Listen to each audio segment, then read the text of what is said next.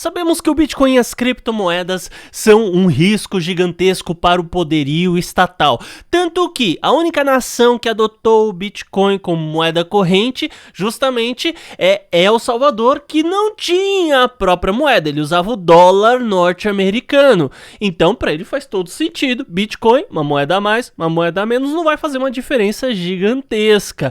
Mas o que acontece é que no mundo todo a gente vê ações que visam justamente não impedir o Bitcoin, porque isso não é possível, mas atrasar o seu avanço, atrasar a sua adoção, e é isso que está acontecendo nesse exato momento. Meu nome é Marcos Eduardo, tudo bem com vocês? Galera, o primeiro link na descrição é o da Binance, essa é a maior corretora de criptomoedas do mundo, e como você pode ver aí, usando o meu link para se cadastrar lá, você vai ter 15% de desconto em todas as taxas de trade, e o segundo link é referente a um robô de operações que eu utilizo. Tutorial completo aí pra vocês, então bora lá. Pra gente começar, eu vou compartilhar uma matéria aqui que saiu no Cointelegraph gringo, né? Eles repassaram aqui pra português BR. Vou ler e a gente vai fazer alguns comentários. Em Bogotá, a adoção de criptomoedas está em alta. A autoridade tributária da Colômbia, a DAIN, enfim, não vou nem saber ler o significado dessa DAIN aqui, começou a recuperar o atraso.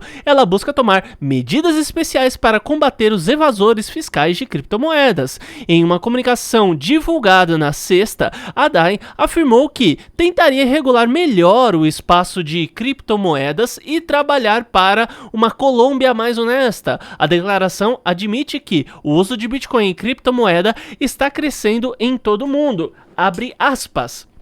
Atualmente, as operações com criptoativos são uma realidade em todo o mundo e com o boom do uso das chamadas moedas virtuais ou criptomoedas, a DAI iniciou ações voltadas ao controle dos contribuintes que realizam operações com elas. Vamos lá, pessoal. As criptomoedas, eu acredito firmemente que elas fazem parte de um plano maior que elas serão uma espécie de tentáculo de um controle populacional. É o braço financeiro desse controle que está por vir. Existem 4 pilares que são necessários para que esse controle populacional aconteça. Um deles é a tecnologia blockchain, que é necessariamente o livro caixa onde todas as informações serão registradas. Nós temos a inteligência artificial, que é onde tudo isso que vai ler toda essa carga densa de informações. Nós temos também o rastreio e o reconhecimento facial. Então isso também é necessário para que haja um controle populacional, né? Então a gente o tempo todo anda com câmera, e mesmo que a câmera esteja tampada de alguma maneira, existe o rastreio. Ainda que a gente desligue o GPS, vamos supor que quando a gente desliga, ele realmente desliga. Ainda tem a triangulação por antena de celular. Então, os celulares de hoje, eles não vêm com a opção de você retirar a bateria. Até então, antes era possível, né? Mas a gente já viu aí que existem diversas formas de rastreio. Tanto é que durante essa crise sanitária que a gente teve aí no mundo, a gente viu aí governadores utilizando justamente o rastreio para saber se a população realmente está ficando em casa conforme as determinações foram aplicadas. Então a gente percebe que com tudo isso, ainda faltaria uma amarração para esses 3 fatores, né? Eu até anoto ali sempre porque, embora a teoria e a hipótese, no caso, seja minha, eu esqueço às vezes. Então nós temos a tecnologia blockchain, a inteligência artificial e o rastreio / reconhecimento facial, e tudo isso precisa de uma internet super rápida, né? Então nós vemos hoje a implementação da internet 5G, pelo mundo todo, e você vê que muitas vezes a gente aqui no Brasil não tem nem saneamento básico, a gente não tem muitas coisas, a gente tem sérios problemas com corrupção, só que o Estado tá lá metendo internet 5G, é claro, a Anatel, né? A Anatel aí tá em cima e as operadoras estão que nem loucas querendo pôr aqui a tecnologia 5G, só que assim, a tecnologia que a gente tem diante do tipo de conteúdo que a gente consome já supre, né? Já supre. Igual, não é todo mundo que tem um celular com tela 4K, né? A gente tem só os tops de linha. Só que se a gente não tem isso, por que necessariamente a gente precisaria de uma internet mais rápida? Se a gente não vai assistir conteúdos em alta resolução, né? O Afonso Vasconcelos falou uma vez: pra que você quer ter acesso pra carregar um filme de 1 hora em 1 minuto se você vai demorar 1 hora pra assistir esse filme? Ainda que você seja meio doido e assista em 2x, ainda assim, pra que você vai precisar baixar o filme em 1 minuto se o filme vai demorar 1 hora, né? Se você vai estar conectado, enfim, né? Sem contar que existem vários problemas em relação à tecnologia 5G. Existe a possibilidade da gente sofrer com essas ondas, enfim, existem estudos que em determinados momentos são ocultados por conta de fatores que talvez não convenha eu citar aqui, mas a questão é: tudo isso, esses 3 fatores precisam da internet pra tudo rolar. Vai ser a 5G então? Não, vai ser a internet 6G, e eu acredito que seja 6G porque essa grande elite crê muito dos números. Não eu que creio, eu não acredito que faz diferença se eu for alugar um quarto em hotel, eu alugar o número 6, se eu for morar numa casa, eu morar na casa 8, pra mim não faz a menor diferença número, mas essa grande elite crê em números, a gente vê diversos indícios disso. Então eu acredito que a internet 6G seja a amarração desses fatores para que haja o controle populacional. E o Bitcoin, ele não é só o Bitcoin, ele foi um outdoor gigantesco dizendo: olha, temos um negócio chamado tecnologia blockchain, que é o livro caixa que eu penso ser usado para isso tudo. Então, você vê assim, as criptomoedas são descentralizadas, né, e tudo mais, mas ao mesmo tempo, a gente tem hoje várias moedas que são centralizadas, e até as descentralizadas a gente não tem uma comprovação que realmente estamos em um mercado centralizado. Porque digamos que a gente tem uma moeda que tem a produção de 21 milhões de unidades. Se eu compro 20 milhões e o resto do mundo tem 1 milhão, a tecnologia dela pode ser descentralizada, mas a maneira como eu comprei e como eu administrei o mercado simplesmente fez com que ela fosse centralizada. Só que o que eu posso fazer? Eu posso criar uma ilusão dividindo o meu saldo em 20, 30, 20 mil carteiras. Eu divido meu saldo em 20 mil carteiras e tá tudo certo. Então a gente tem hoje diversas baleias de Bitcoin, diversas baleias de várias criptomoedas, e quem é que diz que, de repente, uma pessoa não é dona de mais de uma conta? Que, na verdade, um conglomerado de 10 baleias financeiras é uma única baleia financeira. Gente, se no meio tradicional isso já existe, quanto mais no universo das criptomoedas, que a gente tem uma camada extra de anonimato. Não é um anonimato total, mas é um grau de anonimato. Então hoje, como que eu posso fazer? Se eu quiser ser 100% dono de uma empresa, sem que pareça que eu sou dono dessa empresa, então a gente tem lá a empresa Samsung. Eu vou lá, eu quero ser dono da Samsung, só que eu não quero diretamente ser. Então eu posso investir, colocar meu dinheiro em um fundo de investimento que tem ações da Samsung. Melhor ainda, eu posso criar uma cesta de investimentos que tem comprado ações da Samsung, e eu posso ser dono de 95% desse fundo e o resto aí eu abro para o mercado. E eu entro como uma espécie de investidor anônimo. Quer colocar mais uma camada ainda? Eu crio uma empresa para colocar o meu dinheiro, para criar esse fundo, para entrar nele. Quer uma outra camada ainda? Eu crio mais uma outra empresa, e assim a gente vai criando subcamadas, e no fim das contas eu posso ter 20 CNPJs ou 20 empresas, cada uma dona aí de um pedaço de 95% de uma empresa, outros 5% fica para o público. Então a gente com isso percebe que existe a ilusão da descentralização e ao mesmo tempo temos a centralização, que é a verdade a respeito disso tudo. Então assim, eu não tenho como provar aqui e falar assim, o Bitcoin tá centralizado. Mas cara, eu penso que muitas dessas baleias que a gente vê aí, elas têm na verdade o seu dinheiro quebrado em várias partes. Poxa vida, é muita ignorância alguém falar assim, não, você pega um ativo que é 60% centralizado. E gente, e se desse 60%, 50% tiver com uma pessoa só?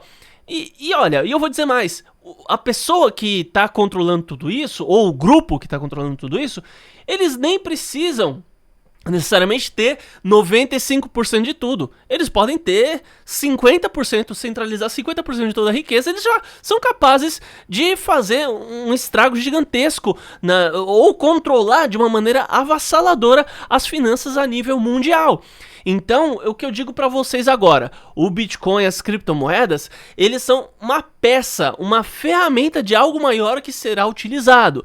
Porém, ainda assim, para esse momento, para os nossos tempos, o uso de Bitcoin e o uso de criptomoedas é sim uma ferramenta de liberdade diante da máquina estatal. Eles são uma ferramenta de liberdade diante dos bancos. Então hoje o banco, você tem como não pagar taxa, pelo menos aqui no Brasil tem várias formas de você não pagar taxa, mas, via de regra, o brasileiro paga a taxa. Então, olha só a ironia do brasileiro padrão. Ele abre uma conta bancária, paga pro banco para deixar o seu dinheiro lá, o banco pega o dinheiro desse cidadão, investe e faz mais dinheiro. Então, eu tô pagando pro banco fazer dinheiro para ele com o meu dinheiro, né? E quando você vai pegar dinheiro emprestado, é um juros 10x.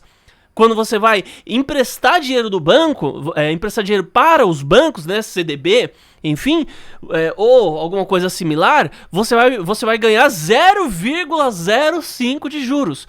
Então, os bancos têm também métodos para fabricar dinheiro, não é só o Estado que fabrica. Sempre que o Estado vê uma crise ou uma sombra de crise, ele vai lá e fabrica dinheiro, tem o botãozinho mágico, né? Eu digo que é o dilema de La Casa de Papel. Quem assistiu a primeira temporada sabe exatamente do que eu tô falando. E dane-se, eu vou dar spoiler mesmo, na primeira temporada eles entram no banco e fabricam dinheiro. E essa é a ideia, esse é o conceito. Então, o Estado, sempre que ele quer, ele vai lá e fabrica dinheiro. Oba, vamos fabricar. Claro que existem regras para isso, mas quem é que define as regras é o próprio Estado. Existe ainda um conjunto de determinações de métodos de como isso tem que ser feito. E quem controla isso? O Estado. Claro que existe uma auditoria diante de toda essa fabricação de dinheiro. E quem controla essa auditoria? O Estado. E ainda, mesmo que ele fabrique $1 trilhão, quem é que vai fiscalizar? Quem é que vai verificar se realmente é aquele valor que foi produzido? La garantia soy yo. Você vai ter que confiar na classe política. Maldito o homem que confia no homem. Então como que você vai auditar? Já quando se trata de criptomoedas, a gente quebra esses dois problemas. A gente tem uma quantidade pré-definida, pelo menos em relação ao Bitcoin, garantida pelo código, e a gente pode confirmar, qualquer ser humano, qualquer pessoa pode validar qualquer transação e olhar desde o bloco Gênesis. Então existe uma superioridade em relação à moeda fiduciária, a moeda tradicional. Está mais suscetível a influência e a movimentação de baleias, mas ao mesmo tempo representa para esse momento uma liberdade diante do Estado. Mas daí talvez você pense assim, mas eu vou trabalhar com Bitcoin, eu vou trabalhar com criptomoedas, eu vou estar ajudando essa ferramenta. Olha, tudo que você fizer, o máximo que você conseguir fazer em relação a isso, para evitar o avanço dessa ferramenta, não vai significar absolutamente nada, tá? É a mesma coisa. Eu creio que o Criador dos céus e da terra já mandou o Messias, ele veio e nós o chamamos de Jesus, apesar desse não ser o nome dele e tudo mais. Então, eu acredito que na nota de dólar, In God We Trust, que tá escrito isso, e na nota de real, Deus seja louvado, quando eles falam Deus, eles não estão falando do Criador dos céus e da terra e das dimensões superiores. Eu acredito que eles estão falando de alguém que não é o Criador. Pô, olha a simbologia, aquela pirâmide, o olho, a ponta da pirâmide suspensa, né, referência a deuses, e cara, você olha tudo isso e você vê que é ocultismo puro. Mas aí você vai falar assim, eu não vou usar dinheiro. Cara, tem como você viver sem usar dinheiro? Tem. Você quer meter essa pra sua vida? Vai lá e faz. Mas também você não vai estar em pecado. Você vai lá e trabalha. Eu não vou dizer assim, você tem que trabalhar, né? Mas ao mesmo tempo, se você quer ganhar dinheiro, você quer manter uma família, você quer se sustentar, possivelmente você vai ter que fazer alguma coisa pra ganhar dinheiro, né? Você não vai meter uma de Tico Santa Cruz aqui. Infelizmente nesse país a gente tem que trabalhar. Ô, parceiro, desde Adão e Eva, o pessoal tinha que trabalhar, né? Desde Adão e Eva, do suor do nosso rosto a gente sobrevive. Agora você vai meter essa, aqui no Brasil a gente tem que trabalhar. Quer voltar pra época da nobreza, em que existia uma classe que era sustentada pelos impostos, né? E não precisava nem fingir trabalhar igual os políticos fingem, né? Mas a questão é, então assim, você fala, o Bitcoin vai ser um braço disso tudo. Só que na verdade, a moeda fiduciária, da maneira como é, já é um braço disso tudo. Então não tem como você, eu vou sair do sistema. Tem como sair, né? Você vai pro meio do mato e você vai em um lugar que não tem possibilidade de fiscalização e tal, você vai sair do sistema. Mas quem é que tem coragem de fazer isso, né? O cara que tiver coragem, eu digo, ó, é um homem de muita fé. É um homem de muita fé. Não sei se é fé no Criador. Talvez seja. Talvez não, mas... né? Então, assim, eu digo, por isso que eu sou a favor do uso de Bitcoin, eu sou a favor do uso de criptomoedas, porque para esse momento representa uma liberdade diante do Estado. E por que você disse liberdade diante dos bancos, né? Além dessa questão das taxas que eu disse, que você dá dinheiro na mão do banco para ele fazer dinheiro para ele mesmo, além disso, os bancos também têm o seu método de fabricar dinheiro. Eles não têm a impressora mágica que o Estado tem, mas eles podem trabalhar alavancados, então eles emprestam mais dinheiro do que eles têm. Então, eu posso simplesmente pegar dinheiro no banco, aliás, eu posso simplesmente pegar dinheiro emprestado no banco e ele não precisa ter aquele dinheiro. Então, se todo mundo hoje correr no banco e sacar o seu dinheiro, o banco não vai conseguir pagar todo mundo, porque grande parte desse dinheiro, ele tá alavancado, ele usou isso para emprestar para outras pessoas. Então, ele tem o seu método também de fabricar dinheiro. Então é isso, pessoal, muito obrigado por ter assistido, espero que o material tenha sido útil, inscreva-se se não é inscrito, ative o sino das notificações, deixa um like, um comentário e até mais.